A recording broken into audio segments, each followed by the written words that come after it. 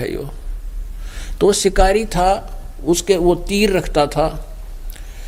उसने लोहार से कहा कि कारीगर मेरा ये एरो बना दे, इसका तीर का, इस बाण का तीर एरो बना दे, आगे आगे की पोली सी वा, और जहर में बुझा कर बना दे, विषाक्त बनवा दी। और वो अपना तीर संभाल कर रख लिया। अब कुछ दिनों के बाद क्या हुआ कि वो चूरे का तो वो सरकंडे जाएंगे, उसमें तीखे पत्ते, ब्लेड के से पत्ते हो गए। और उधर से कुछ दिनों के बाद 56 करोड़ यादव थे टोटल। उनकी आपस में खींचातानी शुरू होगी।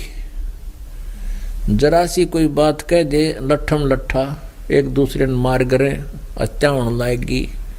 जवान बालक वैसे बीमार होकर मरने लग गए। तो जब पहले लोग इतने बुद्धिमान होते थे, भगवान से डरने वाले होते थे, नगरी में कोई उत्पात शुरू हो जाता, किसी भी प्रकार का आपसी लड़ाइयाँ शुरू हो जाती, तो वो साधु संतों के पास जाते थे और समाधान पूछते थे। तो जैसा जिसको ज्ञान था वो बता दिया करते थे।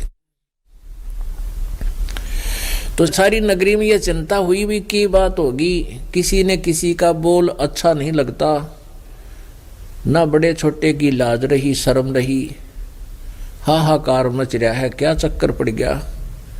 रोजाना किसी ना किसी कोने में झगड़े हो रहे हैं, छोटे मतलब जवान बच्चे की मृत्यु हो रही है, हाहाकार मच रहा है, पता नहीं बेचैनी सी होगी है सभी को, क्या कारण है। तो गांव नगर के मौजिज व्यक्ति 100-200 इकट्ठे होकर फिर श्री कृष्ण जी के पास गए, क्योंकि यादव के गुरुजी थे श्री कृष्ण जी। तो श्री कृष्ण जी से सारी कहानी बताई, भगवान पता नहीं क्या हो गया नगरी में, कोई किसी की शर्म लाज नहीं रही, बालक नौजवान आपस में छोटी सी बात करते हैं, झगड़े कर लेते हैं, एक दूसरे को मार रहे हैं, जुल्म हो गया। वैसे भी प्रतिदिन किसी ना किसी कारण से मृत्यु हो रही है, नगरी में हाहाकार मच गया।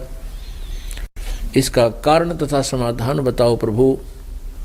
श्री कृष्ण जी ने कहा कि भाई कारण तो यह है कि दुर्वासा का श्राप अब फलीभूत हो रहा है।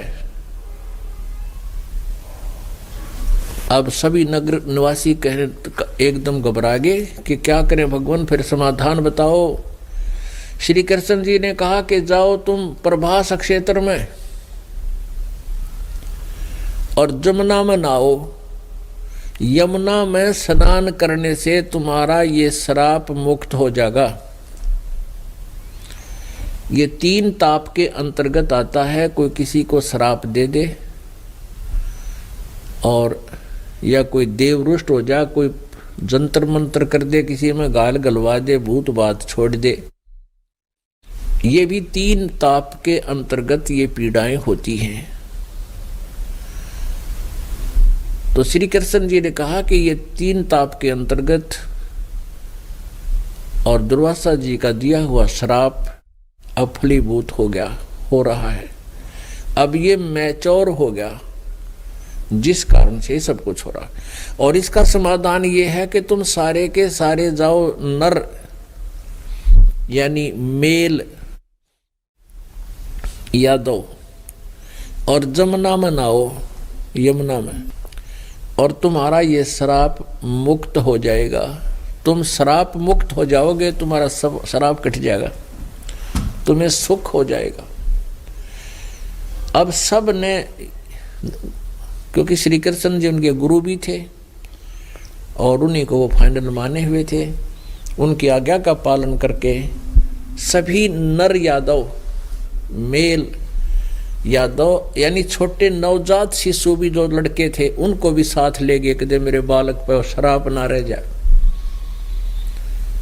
और वहां चले गए नहाने के लिए प्रभास क्षेत्र में, जहां पर वो कड़ाहे के साग जमुना में डाले थे, और वहां उनके वो इतने बहुत लंबे क्षेत्र तक सरकंडे जाम गए थे। उस दरिया में पहले स्नान करें जाकर, सारे सब स्नान करके बाहर आवें, और स्नान करके बाहर आते ही वो जो नगर में पहले से छोटी मोटी बातों से उनकी मन मुटाव चल रहा था वे फिर शुरू कर दें। बाहर आती तन्नत मुझे ऐसे बोला था, तू के बन रहा है राजा। तो लट्ठम लट्ठा मुक्कम मुक्का। फिर वो सरकंडे जो थे वहां पर उग रहे थे, वो पठेरा सा, उसने पाड़े और न्यू मारे, वो लपेटा लग गए और खींच दे, गर्दन धड़ से अलग हो जावे।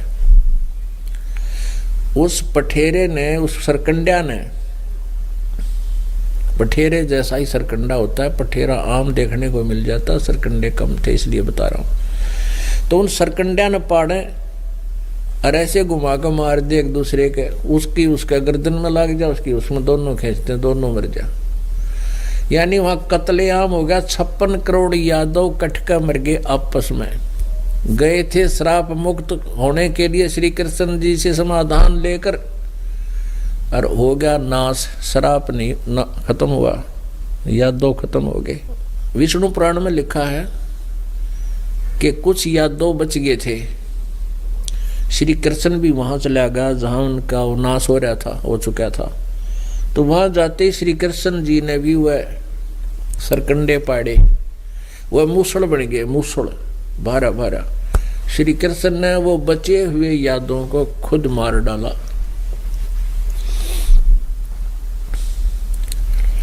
यादों का बीज नाश हो गया उस दिन।